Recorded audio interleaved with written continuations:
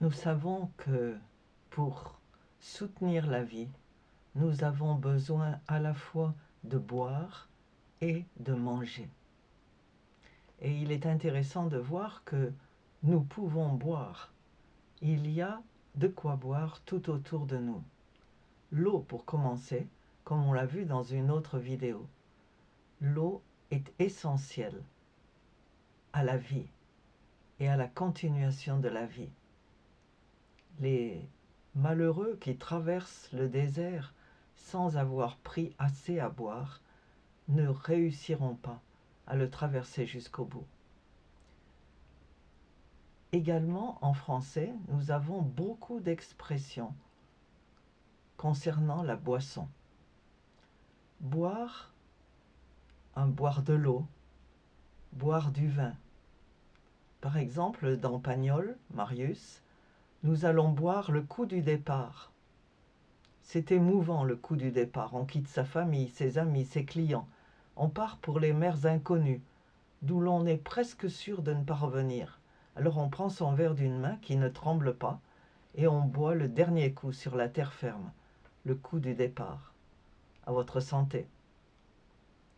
Nous savons que on boit aussi des bouillons, mais on parle aussi de boire la tasse. Quand on est dans l'eau et que par accident on met la tête sous l'eau trop longtemps. On boit des tisanes, froides ou chaudes. Il y a différents types de boire, à petites gorgées, dans des tasses, dans des verres. On boit chaud, on boit frais, on boit à la régalade, à l'entrée, on boit sa soif, on boit tout son sou, on boit dans un verre, à la fontaine, on fait boire un animal, on le mène à boire, on sert à boire. Beaucoup d'actions liées à la boisson. Il y a également des chansons à boire, les chansons que l'on chante à la fin du repas et dans lesquelles on célèbre le vin. Un pot-pourri de bris, de chorals, de leaders sentimentaux, de marches belliqueuses, chansons à boire.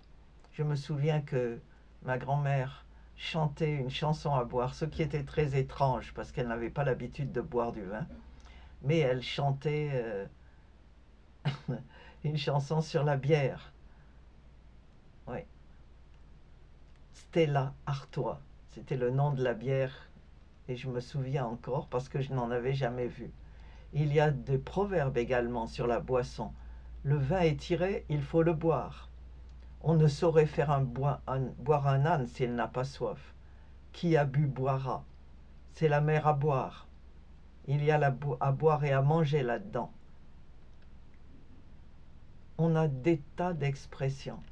Mais ce qu'on sait, c'est que la boisson est importante. Également, on peut boire les paroles de quelqu'un, et ça c'est quelque chose qui nous intéresse particulièrement ici. Boire les paroles de quelqu'un, ça signifie écouter avec une admiration totale, une attention passionnée et un plaisir intense, souvent en dévorant le discours. Donc là, il y a le manger et le boire. Le discours est à la fois bu et dévoré. Une métaphore suggérant d'absorber chaque mot comme une nourriture savoureuse, liée à la fascination ou à la séduction. Et le meilleur exemple que je puisse donner de cette boisson de la parole, c'est l'exemple de mon professeur de seconde, de terminale au lycée. Un homme qui avait une très belle voix, une voix de contrebasse. Et quand il enseignait le grec, il parlait avec cette voix d'outre-tombe. Et le résultat était frappant. Les 2 ou 3 premiers rangs, dont je faisais partie, buvaient ses paroles. On avait même peut-être la bouche ouverte. On était suspendu à ses paroles, suspendu à cet élixir de beauté. Et puis derrière, il y avait tous les autres.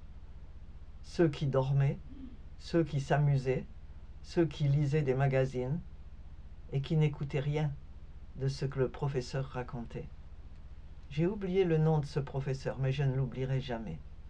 Et il est important de savoir que c'est ainsi que Dieu veut que nous écoutions sa parole, la bouche ouverte, pour la boire, pas seulement la manger, la mâcher, mais la boire aussi.